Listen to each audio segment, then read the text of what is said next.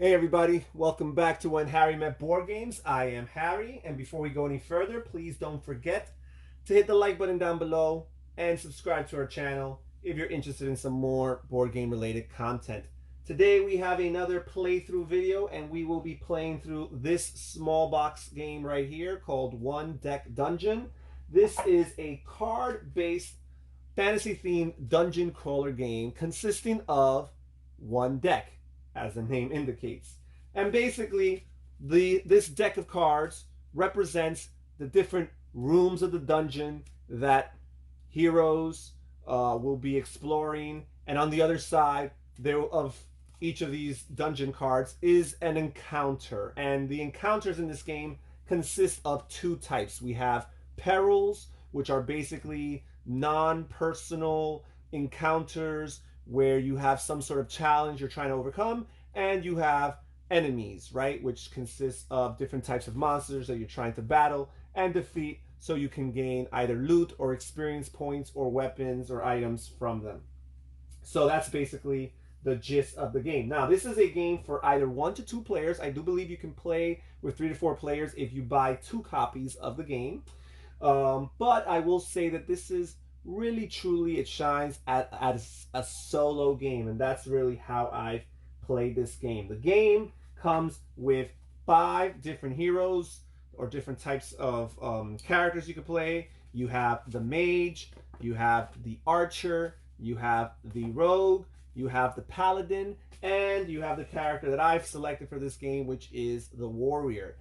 Each of these cards comes with a 1-player and 2-player side, depending on how many people are playing, and it has slightly different stats and abilities accordingly. Now, one of the things that I appreciate about this game, and many people have pointed it out as well, is that each of the different hero characters are actually females, right? Which is something that's unique and stands out compared to some other games where these characters tend to primarily be male characters. Now, you start with this card, so let me explain how this card is interpreted. Here on the left hand side you have the stats, or at least the starting stats, because as you progress and level up, this character will become more powerful. So this warrior, she starts with 4 swords here, which represents her attack, I guess, and that means that when she has encounters, she will roll 4 yellow dice. Here we have a pool of different colored dice.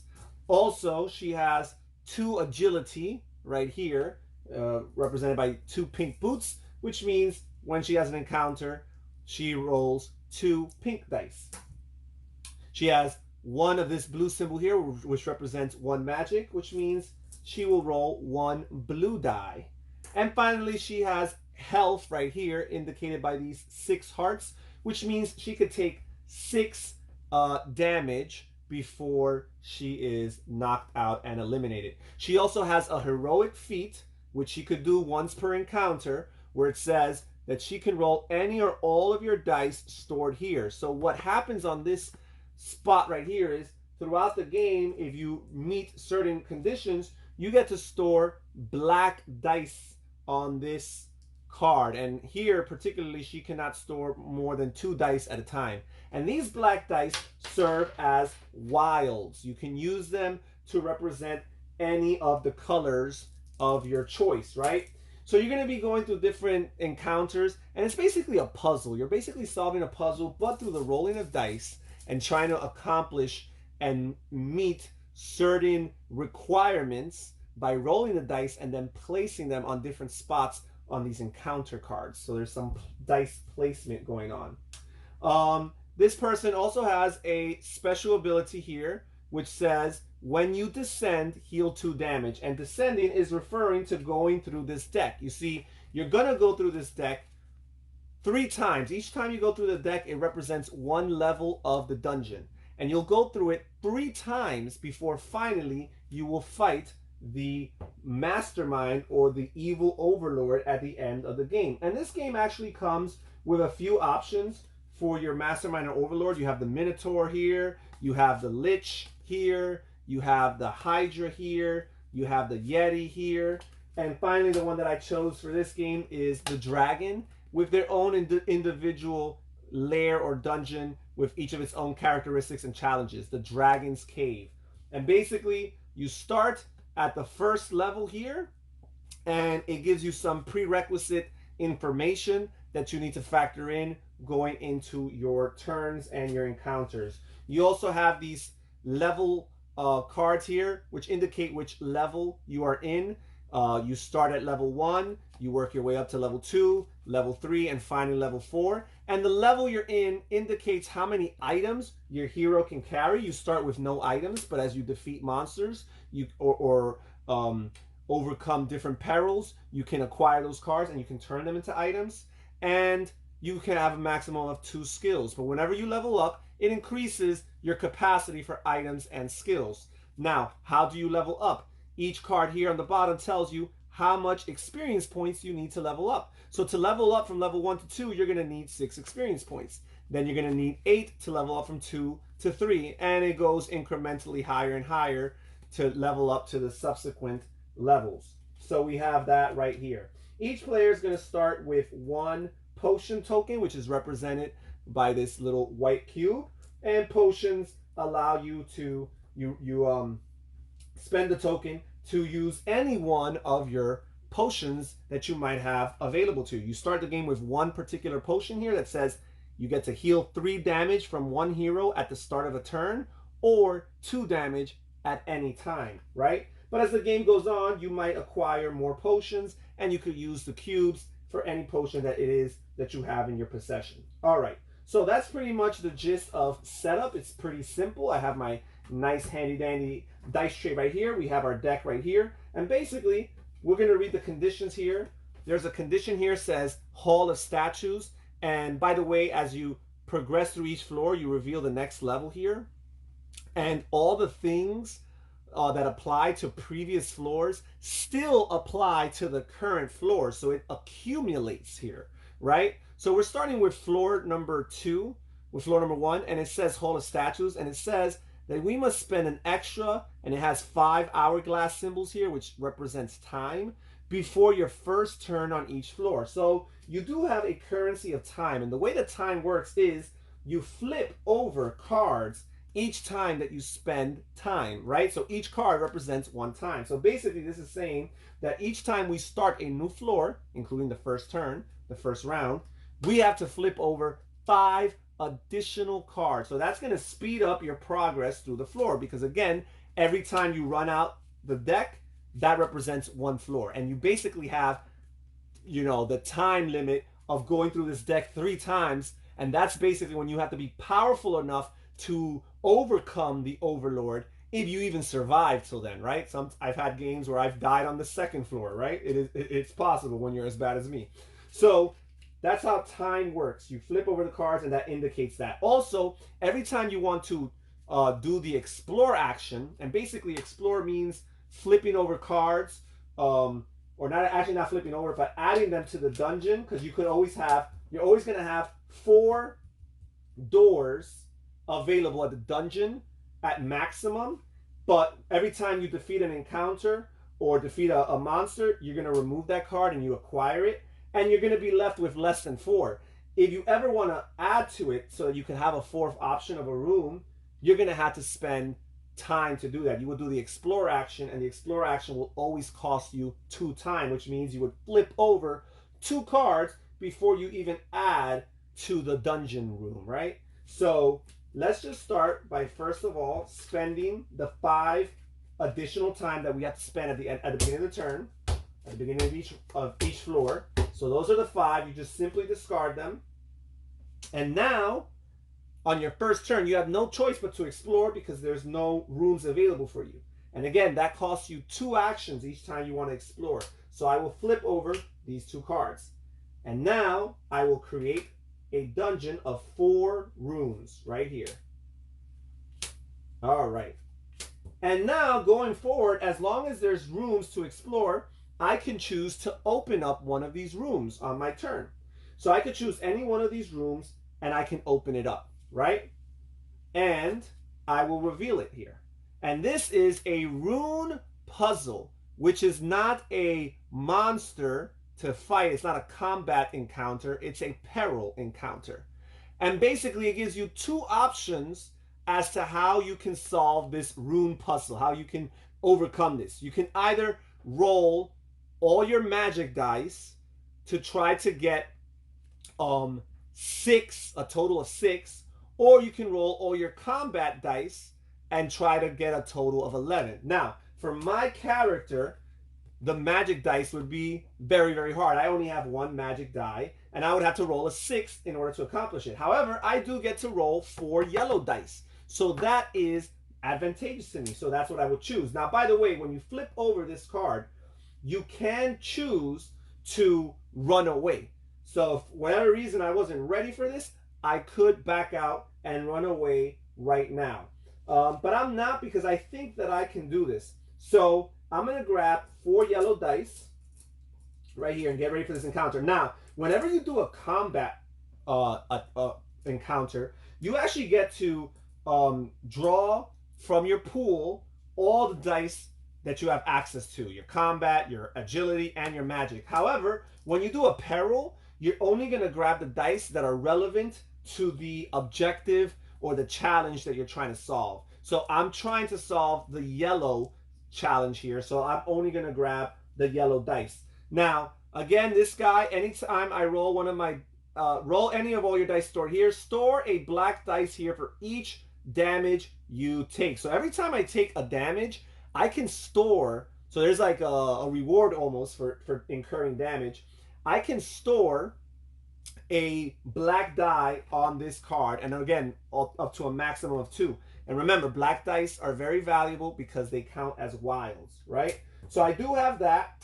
So now, really important, before I can ever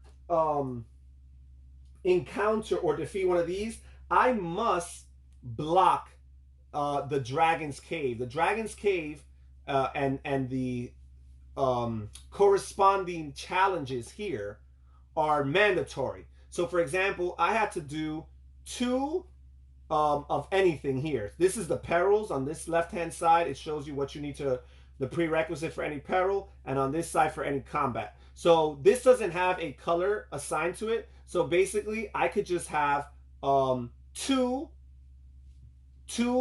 of these, 2 of any color, and I could assign it to here. Now, this green symbol here, that's what indicates that it's mandatory, right? If not, it would say something like a heart, which means you would take damage if you don't prevent it, or if you don't assign a die here. Or it would show something like this, some timer symbols, which indicate that if you fail to cover it, you would suffer either that heart or, again, those timers, which means the cards would be flipped over according to the number of timer symbols here. So I do have to cover up this with 2, but I would still have 3 different dice in order to try to get to a total of 11. So this is what I'm going to do. All right. So I rolled these dice, and I rolled a 5, a 5, a 4, and a 3, which is awesome. That is more than enough to accomplish my goals. So I will use the 3 to place it over here and meet that requirement. And then I will use these 14, which are more than enough to cover up this, and then I accomplish this. Now, when you successfully overcome an encounter, you get to keep the card. And what's interesting about this game and the puzzly aspect of it is that a card can serve you in many ways. On the bottom, the card can either give you an additional skill, and remember, each player, according to the level that they're on, are limited to how many skills they can have. So for example, at level 1, I could only have 2 skills. So this right here, this little parchment with some text on it, represents a skill that I would just slide underneath my character card right here, indicating that now he has this skill and that skill. And by the way, the starting skill does not count against your maximum of 2.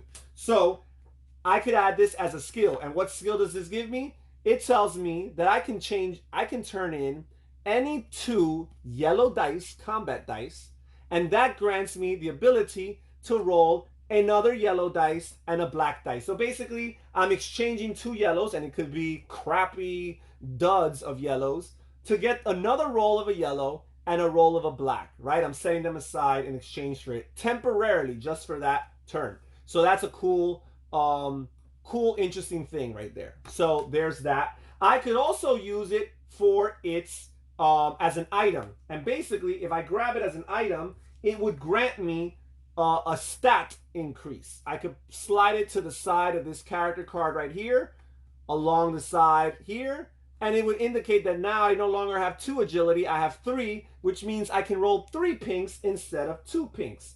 And again, you have a limit according to your level as to how many items you can have in your possession. Another thing I could do with this card is, if it were a potion, I could slide it underneath here and add it to my potions, but this is not a potion. And finally, I could use it for its experience points. So each card, each encounter card, has a number of experience points it's worth, and I think it ranges anywhere from 2 to 5. This one in particular has 2 of these symbols, so it gives you 2 experience points that you can add. And again, I need a total of 6 experience points to get to the next level. So this is not necessarily the greatest card for leveling up.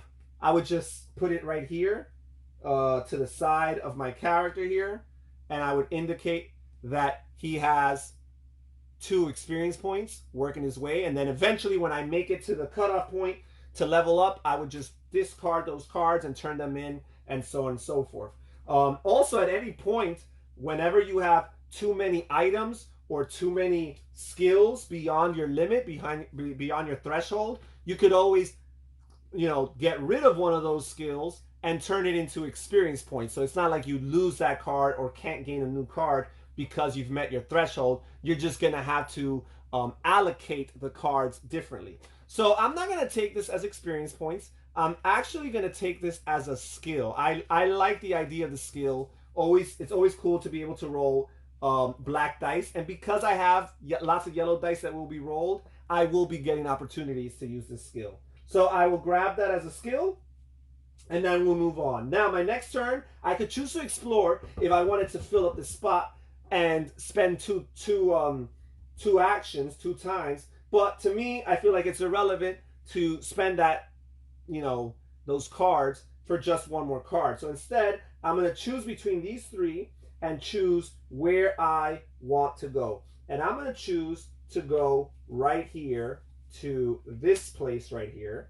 And we have another peril, and this is a cave-in. And basically here, I have 2 options. I could either try to meet the yellow challenge here and get 6 with the yellow, or try to get 11 with the pink dice. And honestly, I only roll 2 pink dice, so getting to 11 would be very, very tough. However, with the yellows, I have 4 dice that I could roll to try to get to 6. So it's pretty likely that I'd be able to do that. So I'm going to choose to use the yellow side of the puzzle, and I will grab my dice again. Each time you're done, by the way, I should have returned these to the pool. So I grab 4 yellow dice, and again, I still need to meet the prerequisite right here of 2 before I even use any other dice or allocate any of the other dice for anything else. So I will roll these 4.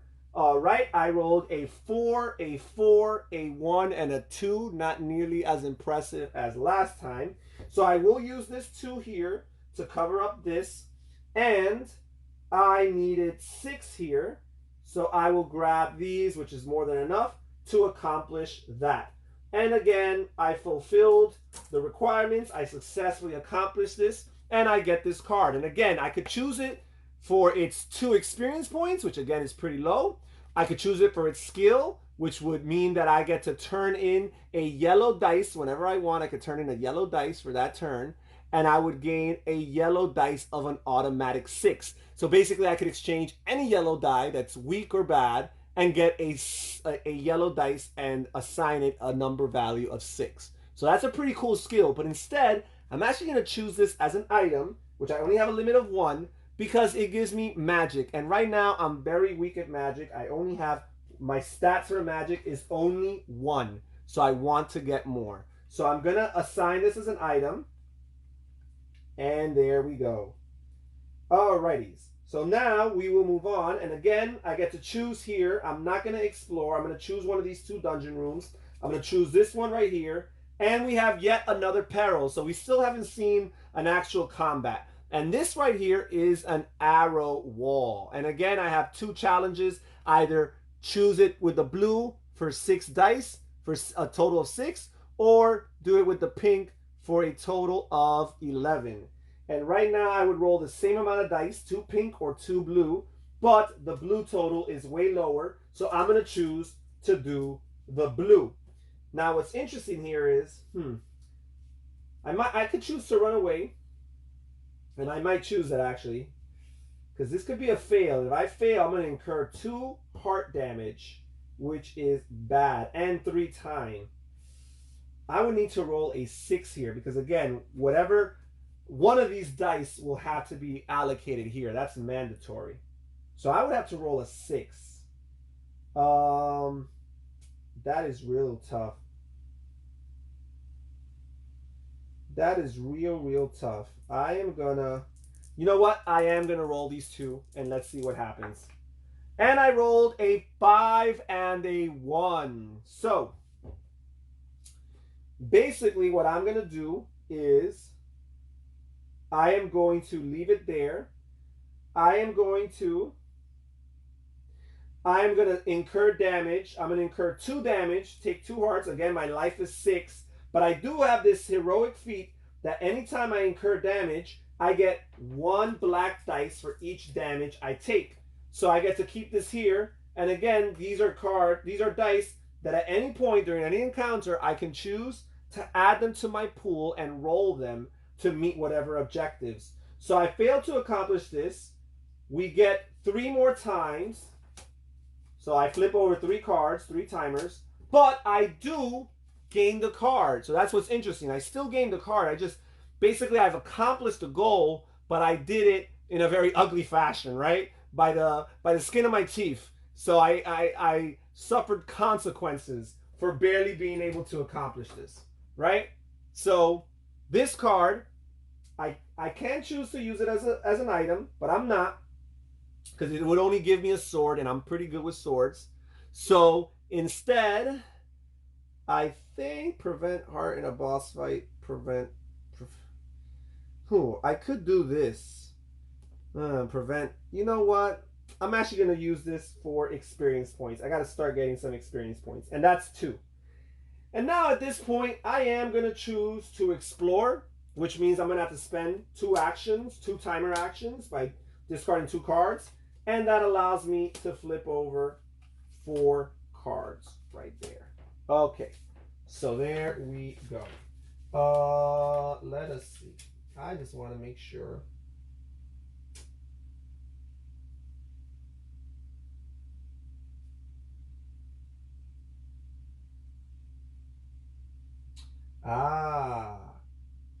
I got something wrong. Very important.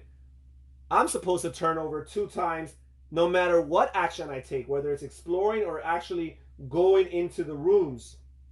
So that's my bad. I have done 3 encounters that I'm aware of. This might change the dynamics a little bit. So I'm going to add 6 more cards to the discard pile to indicate that. Okay, I caught myself. Sorry about that, guys. All right, so let us see here. So we will explore this right here. Open this room right here. We got an arrow wall. I'm going to choose to not go there. I'm going to flip over 2 cards. And I'm going to go somewhere else because I really want to have a combat here. And you have a spiked log here. So I'm failing to get a combat situation. So let me go somewhere else. Flip over 2 cards. And we have bear traps. Guys, I swear that there are monsters in this deck. I must be having the bad luck of running through them all. So I'm going to do this here. Draw 2 to flip over this one. This one better be a monster. And it is. All right. And quite a monster at that. We have the Ice Elemental. Oh my gosh. This guy is powerful. Woof. He would get me 4 experience if I defeat him. So I'm going to fight him because I have some black dice in my possession. So that will be helpful. So first of all, I grab all the dice in my pool. And I'm entitled to 4 yellow dice. I'm also entitled to 2 pink dice, and I'm entitled to 2 blue dice, and finally I also have these 2 black dice which serve as wilds, and I will be rolling all of these right. Getting nervous here. All of these right here in my attempts to defeat this ice elemental. All right, and this was not too good of rolls here. I got a 6, a 1, a 1, a 2. I'm gonna use one of my skills, which I could use it once per encounter, to use any 2 yellow dice, which I'll take these 2 ones, which are trash, and that allows me to roll another yellow die and another black die. I'm going to set aside these other ones right here. And I got 2 great rolls. I got 2 6s, so that's awesome right there. Okay, so now I have, this guy requires no pink dice. All right, so now what I can do though is at any point you can take any two dice of the same color and you can exchange them for a black die that's equal to the amount of the lowest of the 2 dice. So in this case I have a 5 and a 1. I could exchange this for a black die that's on the side of 1. But that's still helpful in this turn because that's an additional 1 that I could use on a wild card as a wild, while these pinks are irrelevant. Now, some of these spaces here on this card are small spaces, which indicate that you can only place 1 die on them. However, these smaller, or bigger, I should say, rectangular spaces, they indicate an endless amount of dice. You can put as many dice as you want to fulfill those numbers. But the small little squared spaces can only be fulfilled by 1 dice. So they're actually more challenging in that sense. So, first of all, I need to meet the requirement of 2 of anything here. So I'm going to grab this 2 yellow right here. This 2 yellow, and I'm going to place it right there. And now, I've got to. This also has the green little shield here. This number 11 here. So that's mandatory. Before I assign or allocate any of my dice to these other spots, I must fulfill this 11, right? And it has to be with yellow. So I'm just going to grab these 2 yellows of 6. Lucky me, I rolled 2 6s. And that's 12, which would fulfill this spot. Oh, by the way, this guy has a encounter condition. Before the encounter, I have to spend 3 time.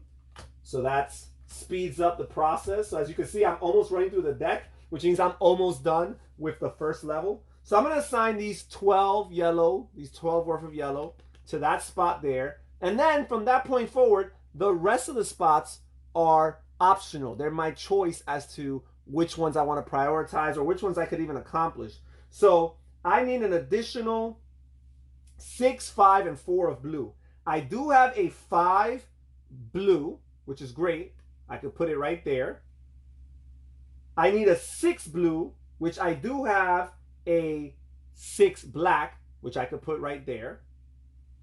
And then I need a 4 blue, which I do not unfortunately have any 1 die that's 4. And again, for those square spots, you need to put a single die. So I am not going to be able to do that. I will fail to do that, which means I will incur 2 more damage, which means I've taken 4 damage out of my potential 6. I do have a potion here that I could use at any point to heal 3 damage either at the beginning of my turn or 2 damage at any point of the game. So I failed to cover this. Oh, wait. Ooh, really big. Hold on. This is a huge difference. See, since this is an encounter with a combat encounter, instead of this being the requisite, this here becomes the requisite, which is 3 yellow. So instead of putting these 2 yellow here, I'd have to put this 3 black here if I wanted to block that, which I will so that I don't incur any more damage. I put the 3 black there. I have this 2 yellow here, which is not enough to cover up this 3 here. So I failed to cover up this 4 blue, and I failed to cover up this 3 yellow. And the penalty for this is that I spend 1 more time. I flip over another card.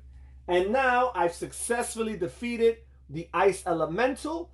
I could use this for either either for its items here, which would be an agility and a heart, which are really good. I could use it for its skill, which again is really good. Or I could use it for its experience points, which in this case is 4 more experience points, which if you total it up with the 2 I already have, it gives me a total of 6 experience points, which I could use to level up from a level 1 character to now being a level 2 character, which now gives me a capacity of 3 items, 3 skills. It also gives me a bonus potion token, which I get to add to my supply.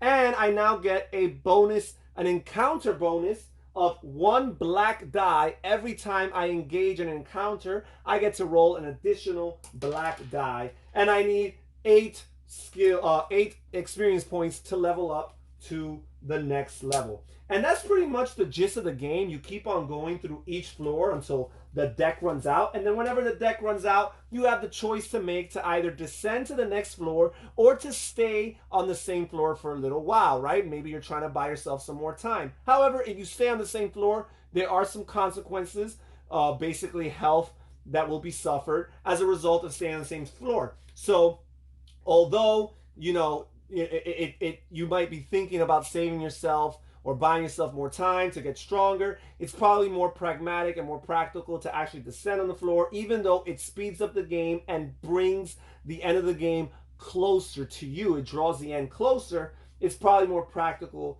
from a saving of life perspective and so on and so forth. So you keep on going through this, you know, going through different encounters, going through different combats and fights, and using your stats and leveling up your characters so that you can finally make it to the final spot where you will fight the overlord, the evil mastermind, which in this particular game is the dragon.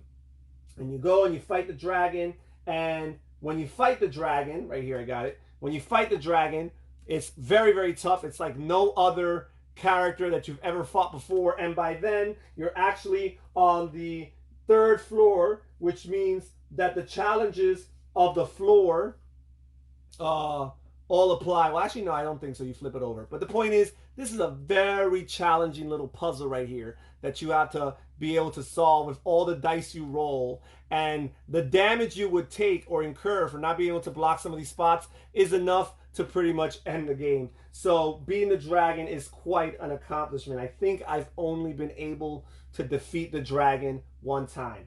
But that's pretty much it. This is One Deck Dungeon. If you like fantasy themed games, if you like dungeon crawlers, but don't always have the group of people to play with, or don't have the block of time to play with, or don't have the table space to play with for whatever reason, wherever you might be, this is a great alternative, small, travel-friendly package here.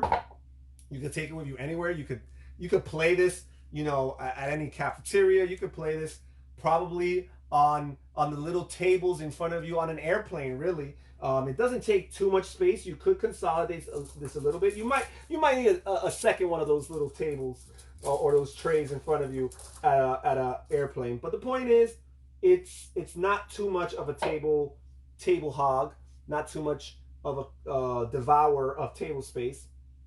And it's a really, really fun game. It has a good amount of variability in the base game, and it does come with an expansion or a standalone expansion if you are interested. So that's it for today, One Deck Dungeon. Thank you so much for joining us here at When Harry Met Board Games. Please don't forget to hit the like button down below. Subscribe to our channel if you're interested in some more board game related content. This is Harry saying thank you. Stay safe and stay healthy. Take care. Bye-bye.